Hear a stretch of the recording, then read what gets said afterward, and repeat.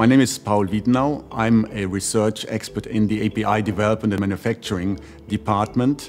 Actually realized after spending some years in medicinal chemistry that I was more interested in the synthetic organic chemistry part. And that's why I wanted to focus on developing a process that could be made scalable and to produce a compound on a large scale. That was really fascinating to me. In general, it means also to make the chemistry as simple as possible in as few as possible steps. Because the less time you spend developing a process, the less time you spend manufacturing the compound, the more cost efficient this is. Whenever you get a new lot of a starting material, you do what we call a use test. So you first analyze it and then you test it in the reaction. And that's ensuring that we are both guaranteeing safety as well as quality of the products of that.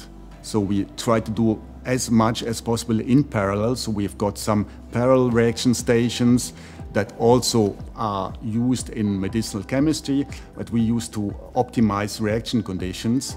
But then very quickly, once we've identified the promising reaction conditions, we would go into a reactor environment. That means that these are small jacketed reactors that mimic already quite well what the situation is later on in the pilot plant.